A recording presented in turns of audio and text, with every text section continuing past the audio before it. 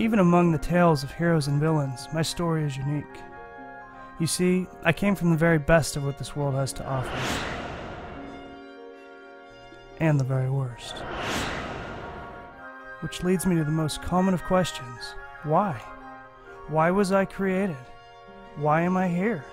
There's only one other who knows what it's like to struggle with these questions. So, I'm going back to the beginning, his beginning, to a place simply known as Smallville.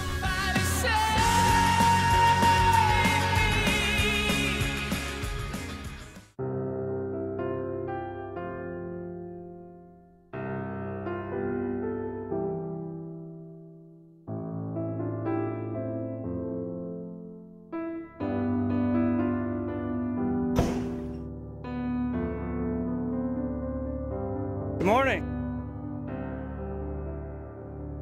Or not.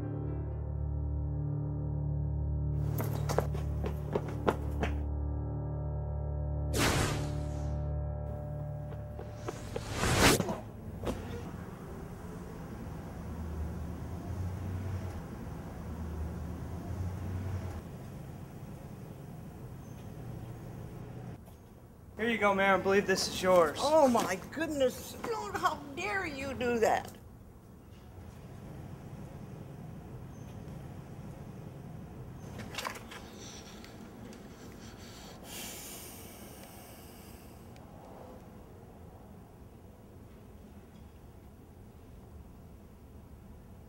Hello?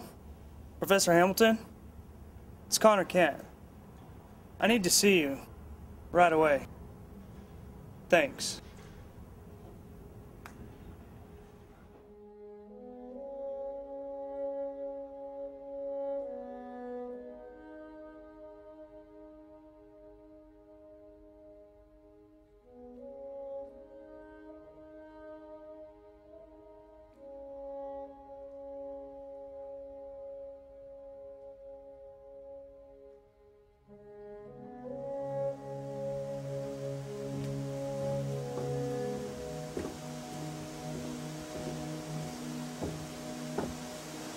So, thinking of visiting the caves? Maybe spending a little time at the fortress? No, not really. This is just another reminder. Oh. Reminder of what? That none of this was meant for me. This isn't the key to my ship. It's his. The caves aren't a secret passage to a fortress built for me. It was built for him. It's all about Clark. Clark is off saving Metropolis and I'm getting smacked by a senior citizen for bringing her purse back. So it dawned on me. I'm not a hero. Just a copy of one. Not even a perfect copy. So, that's why you called me. I didn't know who else to call. Mrs. Kent has been really great. Putting me up here, she's been really great. But everywhere I look, it's just a reminder that all this was meant for Clark, and I'm not him. I know that you two have a special relationship and that he's been able to trust you with his secret. I also know that you've done a lot of research into our abilities, and that you're the one person who might be able to help me live a normal life. Connor, are you sure a normal life is what you want?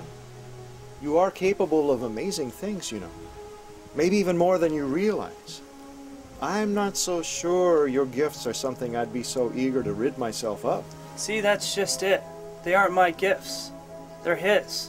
And I would much rather live a normal life that's mine than try to live an extraordinary life that already belongs to someone else. Okay, Connor.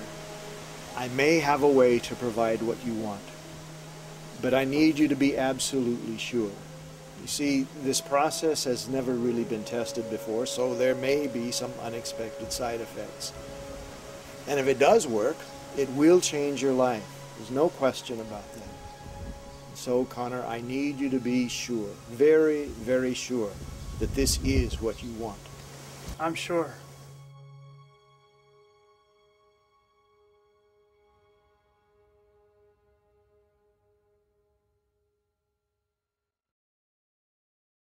So that's it? That's the cure for being super? Well, to tell you the truth, Connor, my team and I just happened to have stumbled across this formula. You see, we were trying to synthesize a vaccination in order to make Clark impervious to meteor rock. We theorized that if the meteor rock could be refined and weakened in concentration, then perhaps it could be absorbed at the cellular level. As a result, Clark's body might be able to counteract the deleterious effects that meteor rocks produce on Kryptonian physiology. We were testing the formula by introducing it to some sample blood cells that Clark provided. The formula was successful in bonding with the cells, and once bonded, they did not show any adverse effects when exposed to the samples of meteor rock. So it worked. You found a way to get rid of Clark's only weakness. Well, not exactly. The bonded cells did seem impervious to meteor rocks. However, the cells appeared to be vulnerable to all other introduced stimuli. To put it simply, they behaved exactly like normal human cells, with their myriad of frailties. Not exactly the results we were looking for. So we destroyed the bulk of the formula and the research leading to its creation. After all, we didn't want it falling into the wrong hands. This vial is all that remains. Enough to further our studies, but certainly an insufficient amount to hurt our friend. But if there's not enough formula to hurt Clark, then how can it help me? Well, Connor, as you're fond of pointing out, you and Clark do share a similar physiology. However, you're not identical. I believe there is enough formula here to bond to your cellular structure and to make you, for all intents and purposes, a normal human being. But your body will most likely try to reject the formula, and it may cause some side effects. The formula will then bond with your cells or it won't. But I want to stress to you, in all of our tests, there was not one single time we were successful in separating the formula from the Kryptonian DNA once it had bonded. You need to realize that if this works, Connor, there is no way that we can reverse the effects. I've given it all the thought I need to. It's time for me to start living my life.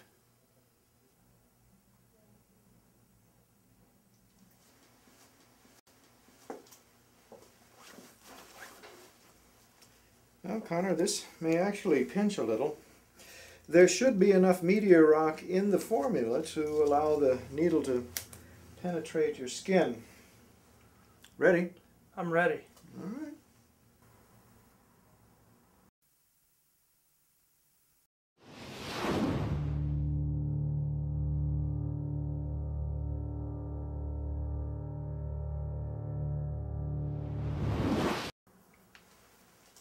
All right, Connor.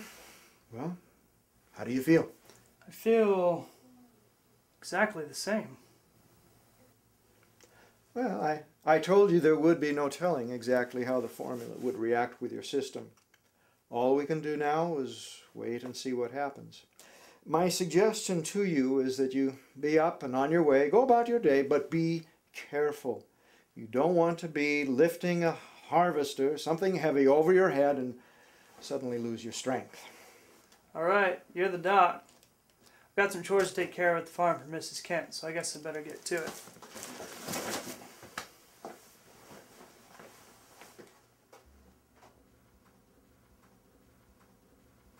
Professor Hamilton? Yes. Thanks for everything.